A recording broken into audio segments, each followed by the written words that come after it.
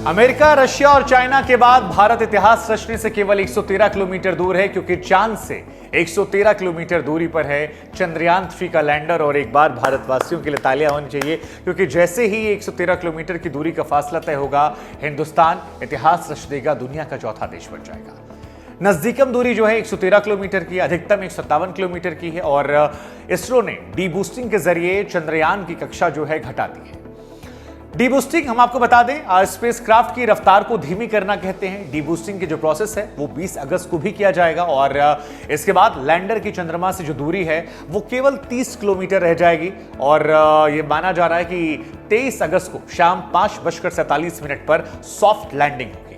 लेकिन अच्छी बात यह है कि लैंडर ने चंद्रमा की तस्वीरें जो हैं वो खींच दी हैं। इससे पहले 17 अगस्त को चंद्रयान 3 के प्रोपल्शन मॉड्यूल को लैंडर रोवर से अलग किया गया था। सेपरेशन के बाद लैंडर ने प्रोपल्शन मॉड्यूल ने कहा कि thanks for the right made. इस दौरान लैंडर पर लगे कैमरे ने, आपको बता दें, प्रोपल्शन मॉड्यूल की फोटो के साथ चंद्रमा की तमाम तस्वीरें भी खींची थी। लेकिन आपके जहन में कई सारे सवाल होंगे। सवाल हमें लगा कि उन सवालों के जवाब दिए जाएं। तो सबसे पहला सवाल जो आपके जहन में आना चाहिए कि ये डी बूस्टिंग कैसे की जाएगी।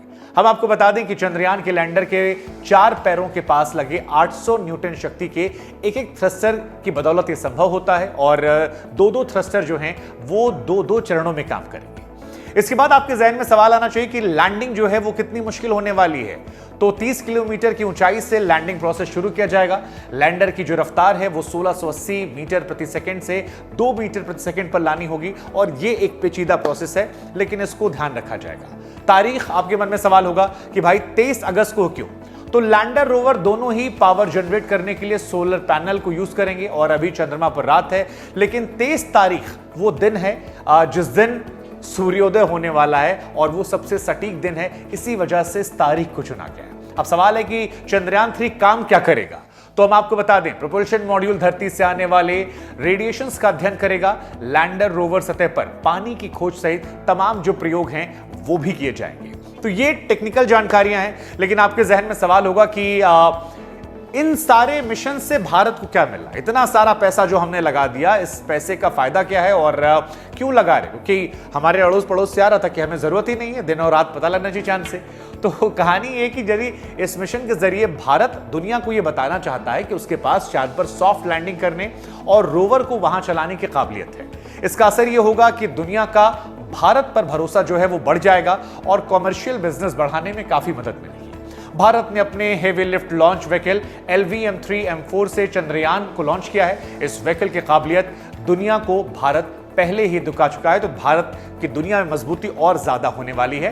बीते दिनों अमेज़न के फाउंडर जेफ बेजोस की कंपनी ब्लू ओरिजिन ने इसरो के LVM-3 रॉकेट के इस्तेमाल में अपना इंटरेस्ट दिखाया था। ब्लू ओरिजिन LVM-3 का इस्तेमाल कॉमर्शियल और टूरिज्म पर्पस के लिए आमतौर पर करना चाहता है। LVM-3 जो है उसके जरिए ब्लू ओरिजिन अपने क्रू कैप्सूल को plant low earth orbit LEO space station तक पहुंचाएगा। तो ये एक महत्वपूर्ण सवाल का जवाब है कि भारत को क्या मिलेगा। अब दूसरा सवाल आपके मन में आना चाहिए कि साउथ पोल पर ही यह मिशन क्यों भेजा गया, कहीं और क्यों नहीं? तो चंद्रमा के पोलर रीजन दूसरे रीजन से काफी अलग होते हैं। यहां पर कई ऐसे हिस्से होते हैं जहां पर सूरज की रोशनी कभी नहीं पहुंचती है और तापमान जो है वो -200 डिग्री सेल्सियस के नीचे होता है। ऐसे में वैज्ञानिकों का यह अनुमान है कि यहां बर्फ के फॉर्म में अभी भी पानी मौजूद हो सकता है।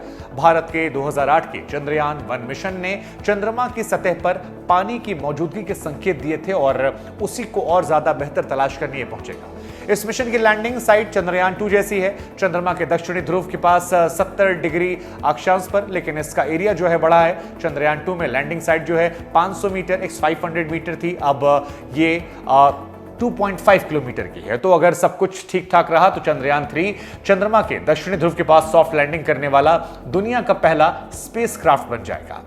चंद्रमा पर उतरने वाले पिछले जो सभी एयरक्राफ्ट हैं वो भूमध्यरेखीय क्षेत्र में, चंद्र भूमध्य रेखा के उत्तर या फिर दक्षिण में कुछ डिग्री पर ही उतरे हुए हैं। तो ये अपने आप में भारत के लिए एक बड़ी उपलब्धि होने वाली है। अब एक टेक्निकल सवाल कि इस बार लैंडर में 5 की जगह 4 इंजन क्यों लगाए गए हैं? तो हम आपको जानकारी के लिए बता दें कि लैंडर में चारों कोनों पर लगे इंजन जो है वो थ्रस्टर तो हैं, लेकिन पिछली बार बीचों बीच में लगा 5वां इंजन हटा दिया गया है। फाइनल लैंडिंग 2 इंजन की मदद से की जाएगी ताकि 2 इंजन आपातकालीन स्थिति में काम कर सकें। चंद्रयान 2 मिशन में आखिरी समय में 5वां इंजन जोड़ा गया था। इस बार इंजन इसलिए ज्यादा हटा दिया गया है क्योंकि इंजन हटाने के बाद ज्यादा फ्यूल जो है वो चंद्रयान अपने साथ ले जा सकता है। तो ये भी अपने आप में खास है। अब आखिरी सवाल आपके मन में आएगा कि भाई केवल 14 दिन के मिशन के लिए ये लाखों करोड़ों रुपए क्यों लगा दिए गए हैं। तो आपको बता दें, चंद्रमा पर 14 दिन तक रात होती है और 14 दिन तक उजाला रहता है। जब यहां रात होती है, तापमान -100 डिग्री सेल्सियस से कम हो जाता है और चंद्रयान के लैंडर और रोवर अपने सोलर पैनल से पावर को जनरेट करेंगे। इसलिए वो 14 दिन तो पावर जनरेट कर लेंगे, लेकिन रात होने के बाद पावर जनरेशन की जो प्रक्रिया है वो रुक जाएगी। अब अगर पावर जनरेट नहीं होगा तो फिर जो डिवाइस है इलेक्ट्रॉनिक वो खराब हो जाएगा ठंड को झेलकर। इसलिए केवल 14 दिन का ये मिशन है। उपलब्धि एक और यह है कि भारत ऐसा करने वाला दुनिया का चौथा देश बन जाएगा। जैसा हमने आपको शुरुआत में बताया, सॉफ्ट लैंडिंग में सफलता मिलती है तो मिशन सक्सेसफुल रहा तो फिर अमेरिका, रूस और चीन के बाद भारत ऐसा करने वाला दुनिया का चौथा देश बन जाएगा। अमेरिका और रूस दोनों के चंद्रमा पर सफलतापूर्वक उतरने से पहले कई उनके स्पेसक्राफ्ट क्रैश हो गए थे। हालांकि चीन ने जब 2013 में चांगाई 3 मिशन के साथ पहला प्रयास किया था तो वो अपने पहले प्रयास में सफल हो गया था।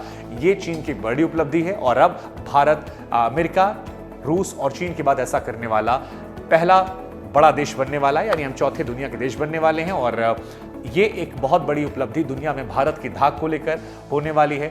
इस खबर को लेकर आप कितने उत्साहित हैं और एक भारतवंशी होने के नाते आप कितना गौरवपूर्ण महसूस करते हैं। और वो जो आस पड़ोस से बयान निकल कर आ रहे थे जिसमें कहा गया कि हमें चांद पर जाने की जरूरत ही नहीं है, उतना पैसा बर्बाद करने की जरूरत ही नहीं है, हमें तो चांद दिख जाता है, उतना में पता लग गया कि कब दिन है कब रात है।